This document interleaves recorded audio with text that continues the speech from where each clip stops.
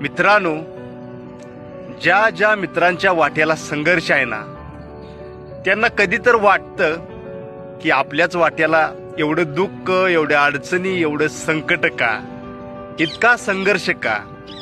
पण मी तर म्हणतो, खरं तुम्ही नशीबवान समजा की तुमच्या वाट्याला संघर्ष आलाय.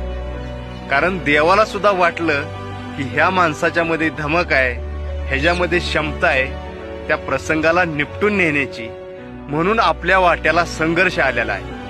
आणि तरी पण जर कधी तुम्ही डीपमध्ये गेला, भावनिक झाला, इमोशनल झाला आणि तुमच्या डोळ्यामध्ये अश्रू आलं, तुम्हाला रडू आलं, तर रडा, पण लढत राहा.